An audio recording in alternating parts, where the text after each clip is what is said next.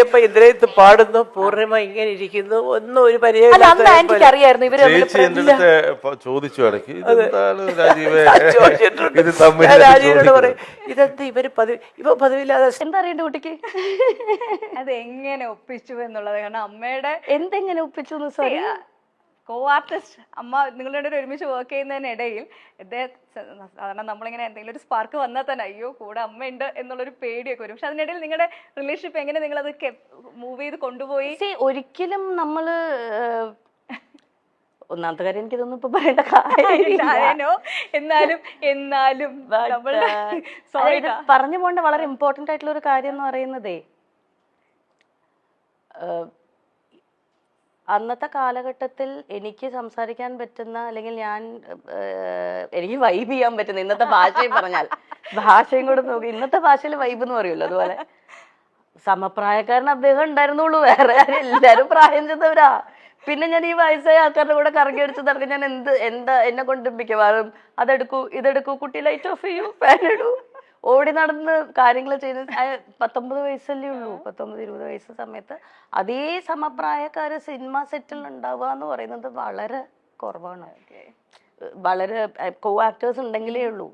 അതിപ്പോ ഞാൻ പെയ്തു പൊഴിയാതെ എന്ന് പറയുന്ന സീരിയലില് ഒന്നാമത് എനിക്ക് ഭയങ്കര ഹോം സിക്നെസ് ആണ്. ഞാൻ എറണാകുളം വിട്ട് തിരുവനന്തപുരം തന്നെ കുറേ ലോങ് ആദ്യമായിട്ടാണ് അത്രയും ലോങ് ഡേയ്സ് മാറി നിൽക്കുന്നതെല്ലാം.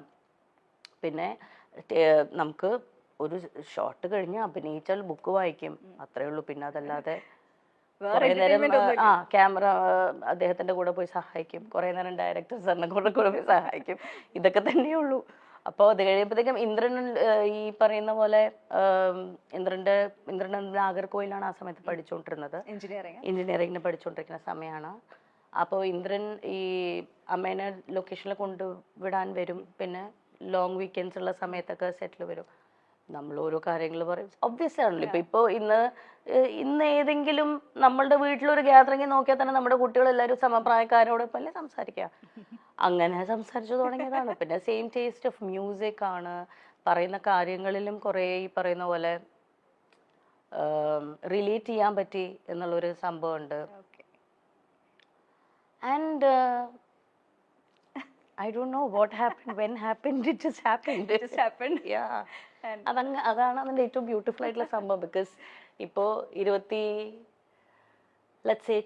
ഈ പറയുന്ന ഈ ദിവസം തൊട്ട് ഇന്ന് വരെ നിൽക്കുകയാണെങ്കിൽ ഈസിലി ഒരു 25 വർഷമായി. സോ ആ മാജിക് ഇപ്പോൾ 25 ഇയേഴ്സ് ഹോൾഡ് ചെയ്യാൻ പറ്റിയിട്ടുണ്ട് എന്നതാണ് ഞാൻ മനസ്സിൽ സൂക്ഷിക്കുന്ന ഒരു കാര്യം. വലിയൊരു കാര്യം തന്നെയാണല്ലോ ഇന്നത്തെ കാലത്ത്. വളരെ നമുക്ക് കോമ്പാറ്റബിൾ ആയിട്ടുള്ള ഇന്നത്തെ കാലത്തിന്റെ എന്നുള്ളതല്ല, ഇതിന് ഇമ്പോർട്ടൻ്റ് ആയിട്ട് നമ്മൾ ആസ് പീപ്പിൾ നമ്മൾ മാറുമല്ലോ. 20കളിൽ നമ്മളല്ലല്ലോ 30കളിൽ നമ്മൾ, അതല്ല 40കളിൽ. അത് കീപ്പ് ചെയ്ത് പോകാൻ പറ്റണ്ടേ? ലോകം മാറുന്നത് വേറെ വിഷയം. നമ്മളുടെ മാറ്റത്തിനോടൊപ്പം തന്നെ നമ്മളുടെ റിലേഷൻഷിപ്സും ചുറ്റുമുള്ള ആൾക്കാരെയും മാനേജ് ചെയ്തുകൊണ്ട് അല്ലെങ്കിൽ അത് അങ്ങോട്ടും ഇങ്ങോട്ടും രണ്ടുപേർക്കും കംഫേർട്ട് ആവുന്ന രീതിയിൽ കൊണ്ടുപോകാൻ പറ്റുക എന്ന് പറയുന്നത് അതൊരു ഒരു ആങ്കറാണ്. അപ്പം ഇന്ന് നമ്മളുടെ ഒരു എന്താ പറയുക ഒരു സോഷ്യൽ മീഡിയയിലേക്ക് എത്തുമ്പോൾ ഡിജിറ്റൽ മീഡിയയിലേക്ക് എത്തുമ്പോൾ അതിനൊരു കൾച്ചർ കുറച്ച് നല്ല ഡിഫറെൻ്റ് ആണ്. പ്രേക്ഷകർ കാണാൻ ആഗ്രഹിക്കുന്ന എല്ലാ പ്രേക്ഷകരും അല്ല, പല കാര്യങ്ങളും കാണാൻ ആഗ്രഹിക്കുന്ന പ്രേക്ഷകരുണ്ട്. അമ്മയെ തല്ലിയാലും രണ്ടുണ്ട് പക്ഷം എന്ന് പറയുന്നത്. ഇപ്പൊ ഞാൻ ചില സമയത്ത് എനിക്ക് പേഴ്സണലി വലിയ ഇൻട്രസ്റ്റ് ഉണ്ടാവില്ല ഇങ്ങനെ ഒരു കാര്യം ചോദിക്കാനായിട്ട്. പക്ഷെ എന്റെ ജോലിയുടെ ഭാഗമായിട്ട് ചിലപ്പോൾ ഞാൻ ചോദിക്കുകയും ചെയ്യും.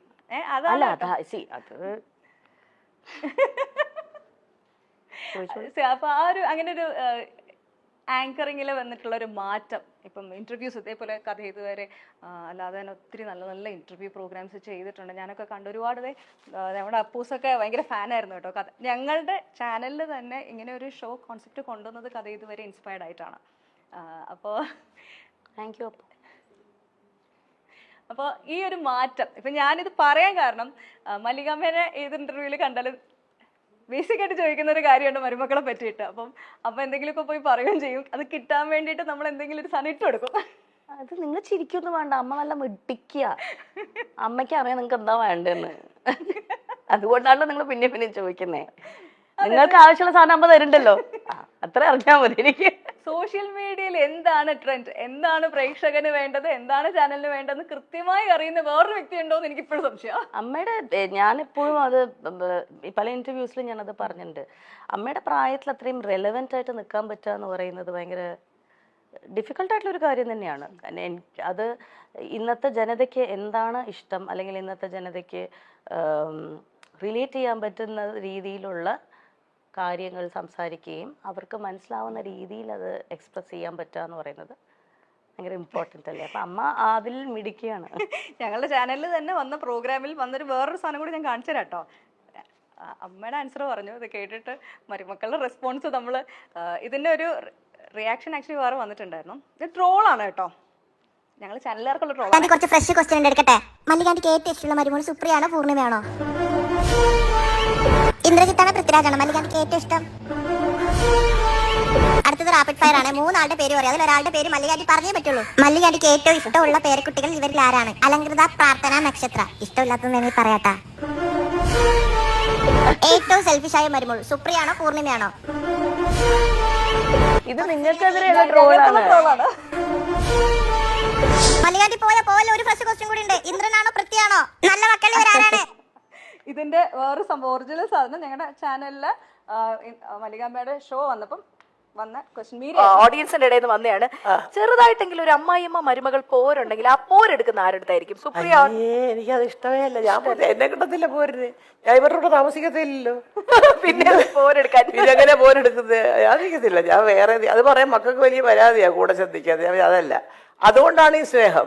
നമ്മള് കൂടെ കിടന്ന് വരവയാ തീർന്ന കാര്യം അതോടുകൂടി തീർന്നു. അല്ല, എന്നാൽ ഒരു ഇച്ചിരി മല്ലികാന്റിക്ക് ഒന്ന് ഇവളെ ഒന്ന് സൂക്ഷിക്കുന്നതാണ് നല്ലതെന്ന് തോന്നിയത് ഇവരിൽ ആരെയാണ്? നിങ്ങൾക്കിത് എന്താണ് എന്തറിഞ്ഞാലാണ് നിങ്ങൾക്ക് സന്തോഷാവുക? എനിക്കതറിയാം. ഏത് ഉത്തരം കിട്ടിയാലാണ് നിങ്ങൾക്ക് സന്തോഷാവുക? എന്താ നിങ്ങൾ കേൾക്കാൻ ആഗ്രഹിക്കുന്നത്? ഇത് കേൾക്കുമ്പോ എന്താ തോന്നുന്നു ശരിക്കും? ഇല്ല, എനിക്ക് അങ്ങോട്ടാ ചോദിക്കാനല്ലോ. നിങ്ങൾ ചോദിക്കുന്ന ചോദ്യങ്ങൾക്ക് അതനുസരിച്ച് ഉത്തരം തരാലോ എന്ന് വെച്ചിട്ടായി ചോദിക്കണം കേട്ടോ. എന്ത് കേട്ടാലാണ് നിങ്ങൾക്ക് കൂടുതൽ സന്തോഷം? സത്യം പറയല്ലോ, എനിക്ക് അറിയത്തില്ല. ഞാൻ ഈ ക്വസ്റ്റ്യന്റെ ആളല്ല, സത്യസന്ധമായിട്ട് പറയുവാണെങ്കിൽ. ഈ ഇന്റർവ്യൂസ് ഞാനിപ്പോ സിനിമ കുറെ ഇന്റർവ്യൂസ് ചെയ്യണ്ടല്ലോ. ഇത് ഒരു മാറ്റമാണ് ആക്ച്വലി, സമയത്തിനനുസരിച്ചുള്ള മാറ്റമാണ്. ഇങ്ങനെ വളരെ പേഴ്സണൽ ആയിട്ടുള്ള ഇറലവെന്റ് ആയിട്ടുള്ള ക്വസ്റ്റ്യൻസ് തന്നെ ഞാൻ പറയും. പക്ഷെ ഇങ്ങനത്തെ ക്വസ്റ്റ്യൻസിലേക്ക് ആങ്കർ ചോദിക്കുന്നതിനെ പറ്റി ആ ഒരു ജോലിയിൽ ഇരുന്ന ഒരാളാണ് അല്ലെങ്കിൽ ചെയ്യുന്ന ഒരാളാണ്. എനിക്കൊരു പേഴ്സണൽ റൂളുണ്ട്. ഞാൻ മുമ്പിലിരിക്കുന്ന വ്യക്തിയെ അതിപ്പോ ഒരു ഇന്റർവ്യൂവർ എന്ന രീതിയിൽ ഞാൻ ഇന്റർവ്യൂ ചെയ്യുന്നപ്പം കഥ ഇതുവരെ ചെയ്തപ്പോഴാണെങ്കിലും അത് കഥ ഇതുവരെയിലാണ് എൻ്റെ ലൈഫ് ചേഞ്ചിങ് ജേർണി ആയിരുന്നു കഥ ഇതുവരെ എന്ന് പറയുന്ന ആ സമയത്ത്. കാരണം ഞാൻ ഇന്റർവ്യൂ ചെയ്തിട്ടുള്ള കുറേ മഹത്തായിട്ടുള്ള വ്യക്തികളും അവരുടെ ജീവിത പാഠങ്ങളിലൂടെ ഞാൻ പഠിച്ച കാര്യങ്ങൾ കുറേയാണ്. കാരണം ഞാൻ അവരെ മുമ്പിൽ ഇരുത്തുന്നതിന് മുന്നേ കുറേ അവരെക്കുറിച്ച് പഠിച്ചിട്ടാണ് അവിടെ ഇരിക്കുന്നത്. ഒരു പ്രോപ്പർ ഹോംവർക്ക് ചെയ്ത് ഒരാഴ്ചയോളം അവരുമായി മാനസികമായി സഞ്ചരിച്ചിട്ടാണ് നമ്മൾ ഒരു ഇന്റർവ്യൂവിന് അവരെ കൊണ്ടിരുത്തുന്നത്.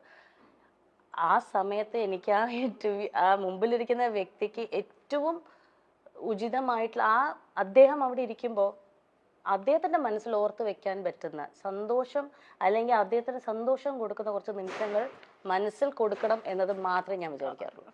എൻ്റെ ഇന്റർവ്യൂവിനെ കുറിച്ച് ആലോചിക്കുമ്പോൾ മുമ്പിലിരിക്കുന്ന വ്യക്തിക്ക് ഒരു സന്തോഷവും സമാധാനം ഉണ്ടാവണം. ഞാൻ എൻ്റെ ഏറ്റവും ട്രൂ സെൽഫായിരുന്നു അവിടെ, അല്ലെങ്കിൽ എനിക്ക് എൻ്റെ മെമ്മറബിൾ മൊമെന്റ് ആയിരുന്നു ഞാൻ ഈ ഇന്റർവ്യൂവിൽ സ്പെൻഡ് ചെയ്യാൻ പറ്റിയത് എന്ന് ആ ഒരു ഹോസ്റ്റിന് ആ ഒരു ഗസ്റ്റിന് ഫീൽ ചെയ്യിപ്പിക്കാനുള്ള രീതിയിലുള്ള ഇന്റർവ്യൂസേ ഞാൻ പ്ലാൻ ചെയ്യാറുള്ളൂ. ഒരിക്കലും മുമ്പിലിരിക്കുന്ന വ്യക്തിയെ ഡിസ്റെസ്പെക്ട്ഫുൾ ആയിട്ട് അവർക്ക് അൺകംഫർട്ടബിൾ ആയിട്ടുള്ള രീതിയിൽ ചോദിക്കരുത് എന്ന് തന്നെ എനിക്കൊരു പേഴ്സണൽ ആയിട്ടുള്ള അതെൻ്റെ പേഴ്സണൽ സംഭവമാണ്. റൂൾ ബുക്കിൽ പ്രധാനമായി വരുന്ന ഒരു കാര്യമാണ്.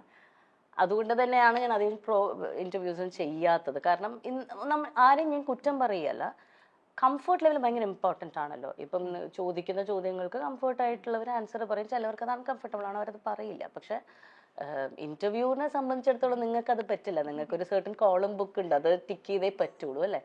എനിക്ക് അങ്ങനെ ആരില്ല. ഞാൻ ചെയ്തിരുന്ന ഷോയിൽ എനിക്ക് പേഴ്സണൽ ആയിട്ടുള്ള ഒരു സ്വന്തമായി പറയാറുണ്ട് ഞാൻ ഇന്ന കാര്യങ്ങൾ ചെയ്യില്ല, ഞാൻ ഇന്ന രീതിയിലേ ചെയ്യുള്ളൂ എന്ന് എനിക്കതേ സ്വന്തമായി തന്നെ. പറ്റുള്ളൂ. എനിക്കതേ പറ്റുള്ളൂ. കാരണം എനിക്ക് ഒരാൾ അൺകംഫർട്ടബിൾ ആക്കാൻ പറ്റില്ല.